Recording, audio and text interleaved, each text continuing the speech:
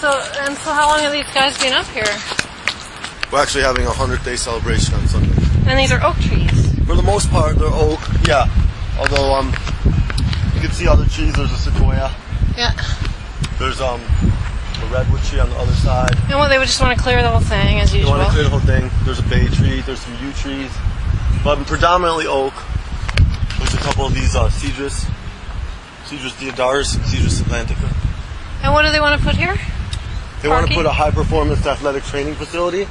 Oh, yeah. Basically a high-tech fancy gym for the football team. Oh, I see. For the football team. Is there nowhere else they could put that? No, there's definitely alternate sites that have been put forward. They're refusing to really seriously consider them as of this point. Why? Why do they want to take these trees? There's several reasons, I think. One is they want to retrofit the football stadium, which is built directly over a fault line. And by state law in California, you're not allowed to spend more than half of a building's worth to upgrade it if it's on the fault line. So by building a building separate that they plan to eventually tie the retrofit into the new existing building they want to build, they don't have to count the cost of that building against the retrofit, even though they're planning to use it to stabilize the new stadium retrofitting. So they're trying to skirt the law in that way. Also, just on a political public outreach level, by tying the two projects together, then they could accuse those who would stand in the way of the project of standing in the way of student-athlete safety. Oh, I see. Which they've done that a lot. So if it's a ridiculous argument, I mean, first of all, most of the offices and training facilities were built in the 70s and 80s, well past when they knew there was a fault line right under the building. And furthermore, they haven't moved any of the student-athletes out of the building, or the people that work in the offices. They haven't moved them out of the building at all. They're still working there today. So they're really concerned about people's safety. I think they'd move them. And what kind of support are you getting? Tons of support, all across class lines. All different kind of people have come out. It's been great. People from the hills who have more wealth and resources, and people from People's Park who are houseless, and students, and old Berkeley activists, and kids. We've had plenty of school groups coming out. And the police? What are they saying? Well, the UCPD, I mean, UC has their own police force, so it's kind of weird. Because on one hand, they want to be treated like a private landowner, with rights that we're violating their property rights. On the other hand, they have a standing police force, which most people who are considered private entities don't have public police forces. Right.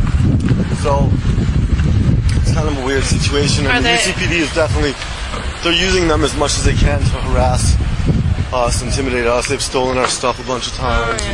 We're doing this dance with them, and most of the beat officers aren't really that into doing stuff like that. They just want to come by and get their job done and get on their way and get home. But we've had, camps on the ground, but they were raided by the police. Oh.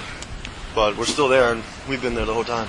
You got a motorhome. That's a bit more legal or acceptable than tents, I guess. And what kind of media are you getting about this? Yeah, we've been in the New York Times. We've been in the Chronicle about 5 times. Oakland Tribune probably 7 or 8 times. Cool. Just in the last 3 months.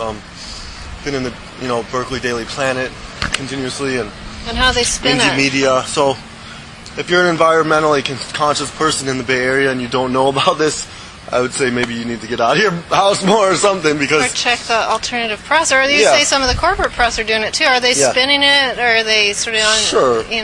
Sure, they're kind of spinning it, hippies versus football players kind of vibe or something like that. Right. But, generally it's the last remaining grove of coast live oaks in the Berkeley lowlands, with the exception of maybe Live Oak Park, which is kind of in the hills. So, and we're kind of, we're up the hill a little bit, but basically we can go from where we're at to the bay, which is about 4 miles, and not hit a grove of coast live oaks, which are totally native to the area of this size. So, we've destroyed a lot. So they're like an endangered species, then? Yeah, in Berkeley they're protected. You cannot cut a coast live oak that's more than 6 inches diameter, which is not that big of a tree. So they have really high level protection in Berkeley.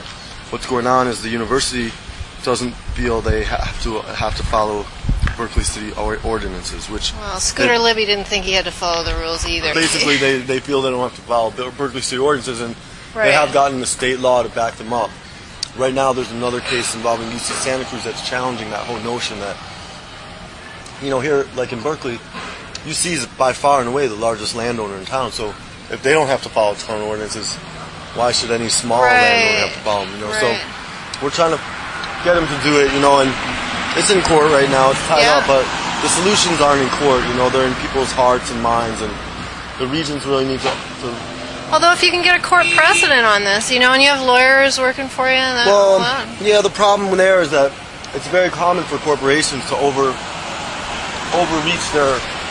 overreach and go for as much as they can get, and then just through the court process find out exactly how little they have to give up. So they're prepared to, maybe we'll have to move the building back 25 feet on each side, or maybe we'll have to plant a couple more trees, or maybe so even if they lose this case, it's like they're going to find out just exactly how much they need to do, and it's all written into the cost analysis of the whole project. That's how corporations work, which UC is pretty much a corporation. Yeah, a lot of universities. I think most universities are. Yeah. And is there a website where people can go?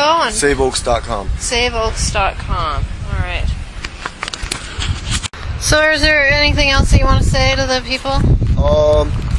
No, I think just, I guess the only thing left to say is wherever you're at, try to do the right thing in your own life, and we all have work to do, interior work to do inside ourselves, but we're also all part of this earth, so hopefully we find a good balance between working on ourselves and working on our surroundings. So yeah, just keep sharing love and keep on keeping on, and come on out if you're in Berkeley. Yeah, what can people bring you? Food and... Yeah, sure, food and nice, all warm gear and sleeping bags, climbing gear, and but whatever. If you're not in Berkeley, or if you don't want to come out, just wherever you're at, try to do the right thing. Right. Thanks, sir.